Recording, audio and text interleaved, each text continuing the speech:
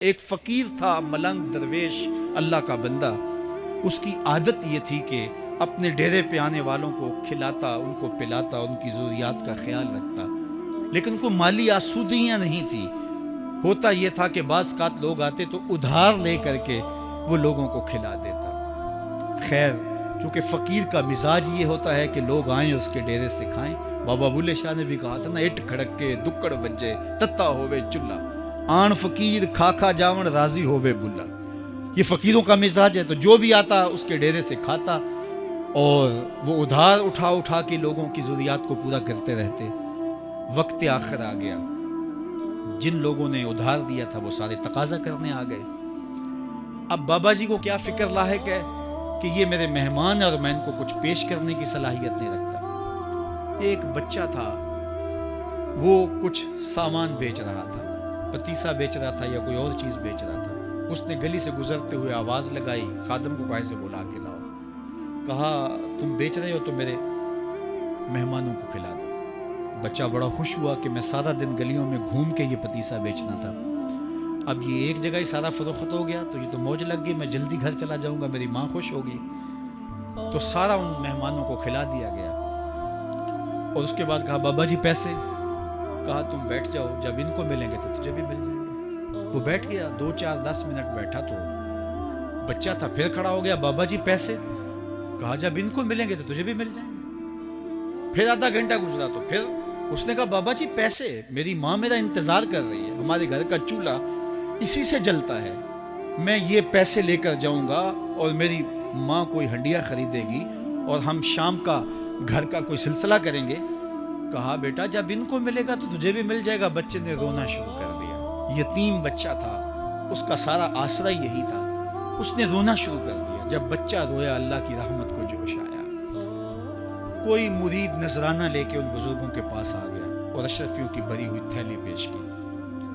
وہ اتنے پیسے تھے کہ اس بچے کو بھی دیے، جتنے لوگ آئے تھے سب کا قرض چکایا. کہا جاؤ گھروں کو. تو سب نے کہا بابا جی ہم صبح سے بیٹھے ہوئے تھے تو یہ نذرانہ دینے والا صبح سے نہیں آیا، تو اب کیسے آ گیا؟ کہا صبح سے تمہارے اندر کوئی رونے والا نہیں تھا، ایک رونے والا آیا تو باقیوں کا بھی کام بن گیا. بعض اوقات کسی ایک شخص کی وجہ سے باقیوں کی خطائیں بھی معاف ہوتی ہیں. آج ہم اجتماعی طور پہ تا حد نظر اندر باہر اوپر نیچے اتنے لوگوں کے ہجوم میں اللہ کی بارگاہ سے یہ توقع رکھتے ہیں کہ مالک کتنے ہجوم میں کوئی ایک تو ہوگا جو تیرا لاڈلا ہوگا، کوئی ایک تو ہوگا جو تیرا بہت قریبی ہوگا، کوئی ایک تو ہوگا جس پہ تیری رحمتیں برسیں گی. تو مالک اس کے صدقے سے ہماری خطائیں بھی معاف کر دے، ہمارے گناہ بھی معاف کر دے. کوئی ایک رونے والی آنکھ مل گئی تو باقیوں کا بھی کام بن جائے گا. اٹھ فریدا ستیا تے میلا ویکھن جا، وت کوئی بخشیا مل جاوے تے تو ہی بخشیا جا.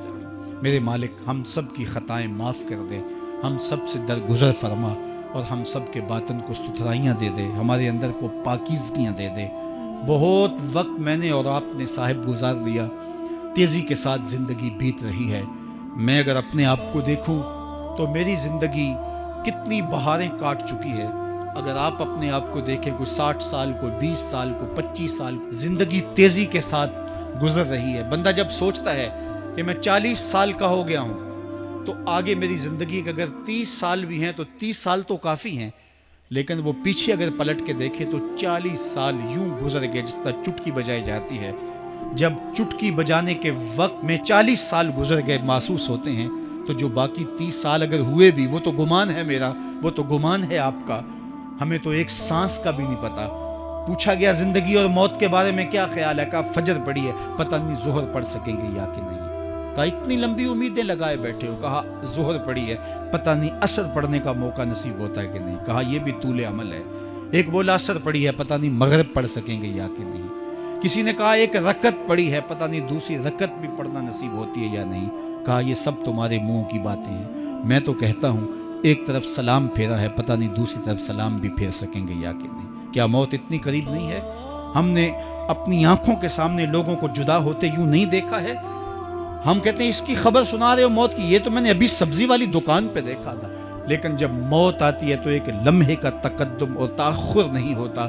تو صاحب آئیے اپنی زندگی کو اللہ اور اس کے رسول کی راہوں پہ ڈالیں. آج وقت ہے, آج موقع ہے, آج توبہ کا دروازہ کھلا ہے. کل سب کچھ نہیں ہوگا. آج اس کی رحمتیں آواز دے رہی ہیں. آج وقت ہے, وقت پر کافی ہے ایک قطرہ بھی آب خوش ہنگام کا. جل گیا جب کھیت برسا می تو پھر کس کام کا. جوانوں میں آپ سے مخاطب ہوں, اللہ کو بوڑھے کی توبہ بھی پسند ہے. اللہ کو ہر ایک شخص کی توبہ پسند ہے, لیکن یہ بات ذہن میں رکھو کہ میرے اللہ کو جوان کی توبہ بہت زیادہ پسند ہے. میرے اور آپ کے آقا مولا نے فرمایا انا حبیب اللہ, میں اللہ کا حبیب ہوں. کتنا بڑا اعزاز ہے جو میرے حضور کا ہے. لیکن ایک دوسرے مقام پہ ارشاد فرمایا الشاب التائب حبیب اللہ. سن لو, جو جوان جوانی میں توبہ کرے وہ بھی اللہ کا حبیب ہے. کتنا بڑا اعزاز ہے. میں یہ دیکھتا ہوں کہ ہماری مجالس میں, بالخصوص آج کی اس مجلس کے اندر, مجھے جو لوگ دکھائی دے رہے ہیں وہ نوجوان ہیں. تو جوانی جنون کا شعبہ قرار دیا گیا ہے, شعبۃ من الجنون کہا گیا ہے. لیکن وہ جوان جس نے اپنی جوانی اللہ کی یاد میں گزاری, اللہ کے ذکر میں گزاری. جوانوں, عبادت کی لذت بھی جوانی میں ہے.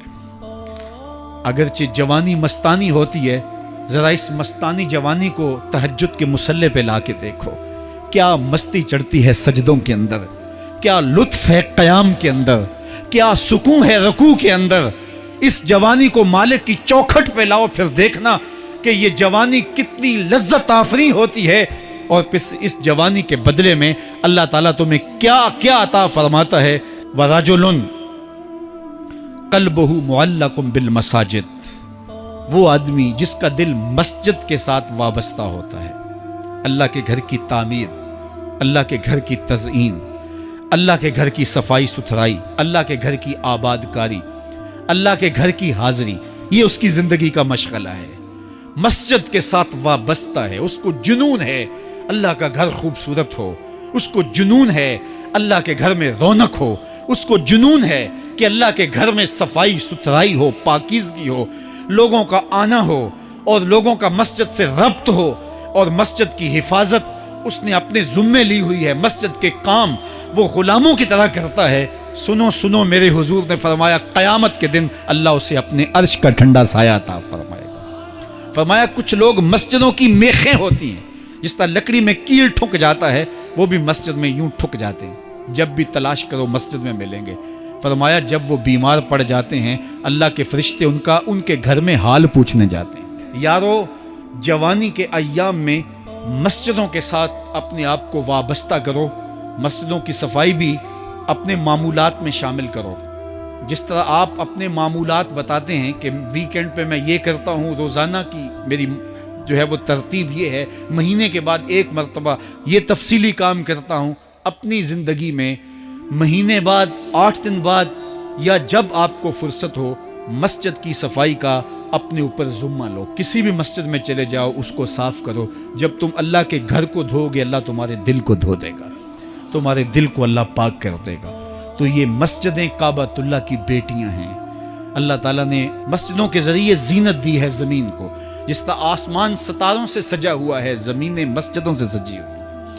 اس لیے اللہ کے گھر کے ساتھ جو شخص ربط رکھتا ہے, میرے اور آپ کے آقا و مولا نے فرمایا قیامت کے دن اس کو اللہ اپنے عرش کا ٹھنڈا سایہ عطا فرمائے. وہ آدمی جس میں تنہائی میں اللہ کا ذکر کیا, اللہ کو یاد کرنے بیٹھ گیا, کوئی دیکھنے والا نہیں تھا, وہ تنہا تھا, حجرے میں تھا, اپنے بند کمرے میں تھا, اپنے رب کو یاد کیا. اللہ کی یاد کرتے کرتے اس کی آنکھوں سے آنسو ٹپکنے لگے, اس کی آنکھیں آنسوؤں کا خراج دینے لگی. تو میرے اور آپ کے آقا و مولا نے فرمایا کہ یہ آنسو اتنے قیمتی ہیں, ان آنسوؤں کے بدلے میں قیامت کے دن اسے عرش الہی کا سایہ نصیب ہوگا. عرش الہی کا سایہ اسے نصیب ہوگا ان آنسوؤں کے بدلے میں. رومی علیہ رحمہ فرماتے ہیں جہاں پانی گرتا ہے وہاں سبزہ اگتا ہے, جہاں آنسو گرتے ہیں وہاں رحمت اترتی ہے. تو اس لیے جو اللہ کی یاد میں رونے کا لطف ہے اور اللہ کی یاد میں آنسو بہانے کا اجر اور صلہ رکھا گیا ہے, یہ گناہوں کو دھو ڈالتا ہے, یہ اندر کی صفائی اور ستھرائی کا سبب اور ذریعہ ہے. میرے اور آپ کے آقا و مولا نے فرمایا راتوں کی تنہائیوں میں اٹھ کے قرآن پڑھا کرو اور قرآن پڑھتے ہوئے رویا کرو. پھر فرمایا فَإِن لَّمْ تَبْكُوا فَتَبَاكُوا, अगर रोना ना आए तो रोने की कोशिश किया करो। हज़रत दाता गंज बख्श अली हजवेरी से एक मुरीद ने कहा, हज़रत अगर रोने की कोशिश करें फिर भी रोना ना आए, फरमाया फिर अपने मुकद्दर पे रोया करो। तुम इतने संग दिल हो गए हो कि तुम्हारी आंखें आंसुओं का खिराज नहीं देती। जो रोना नहीं जानता वो अल्लाह की रहमतों को और अल्लाह की करम नवाजियों को कैसे समेट पाएगा। बच्चा रोता है तो माँ दूध देती है। जब बंदा अल्लाह के हुजूर इल्हाओ जारी करता है, इज्ज करता है, इनकिसारी करता है, तो अल्लाह की रहमतों को जोश आता है और अल्लाह ताला की रहमतें उस पर बरसती हैं और उसके ना सिर्फ गुनाह माफ़ होते हैं बल्कि अल्लाह ताला उसके गुनाहों को बदल के नेकियों में तब्दील कर देता है। और मैं तो समझता था कि इस मर्तबा हमने जगह को काफ़ी कुशादा कर लिया और जितने भी लोग आएंगे वो इस जगह में समा जाएंगे, लेकिन आज फिर इस जगह ने अपनी तंग दामानी की शिकायत की। अल्लाह ताला जल्ला शानू हमारे लिए आसानियाँ पैदा कर दे। और आज की शब हमने ये भी दुआ करनी है, एक तो हमने ये आरज़ू की है कि 2019 के अंदर अंदर हमने मरकज़ मुस्तफ़ा की तकमील करनी है। ये मेरे बस का रोग नहीं है, करोड़ों रुपए दरकार हैं, लेकिन आज की रात की हुई दुआएं अगर कबूल हुई तो ये टारगेट मुश्किल भी नहीं होगा।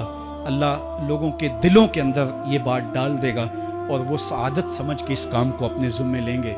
हर शख्स ये समझे कि इस मरकज़ की तामीर मेरी ज़िम्मेदारी है और मैं अपनी इस्तिताअत के मुताबिक इस ज़िम्मेदारी को निभाऊंगा। हमने ये भी मांगा है कि मेरे मालिक हमें वसी व अरीज़ जगह भी नसीब फरमा कि जिसमें हम अपने आने वाले मेहमानों को अच्छे अंदाज से बिठा सकें, उनकी ज़रूरियात को पूरा कर सकें, उनके लिए पार्किंग फराहम कर सकें। मुझे पता है जिस मुश्किल के साथ आप लोगों ने अपनी गाड़ियाँ खड़ी की और जिस मुश्किल के साथ अब यहाँ बाहर अंदर ऊपर और मरकज़ के हॉल्स के अंदर यहाँ बरामदों में जिस तरह आप खड़े हैं सब मेरी निगाहों में हैं। अल्लाह आपको उसका बेहतर सिला देगा। जो दो अजीमत के राही, हम जो दो अजीमत के राही, मंजिल पे जाकर दम लेंगे, मैदाने अमल में निकले हैं, मैदाने अमल में निकले हैं, बातिल को मिटा कर दम लेंगे, हम जो दो अजीमत के राही, मंजिल पे जाकर दम लेंगे। इतने लोगों की आमीन के साथ तेरी बारगाह में दुआ है, इस मरकज़ मुस्तफ़ा को क़यामत तक सलामत रखना, इसकी रौनकें आबाद रखना। जिस शख्स ने मरकज़ की तामीर के लिए एक ईंट भी दी अल्लाह उसे जज़ा देना, जिसने गुजरते हुए मोहब्बत की नज़र से देखा भी अल्लाह उसे भी जज़ा देना।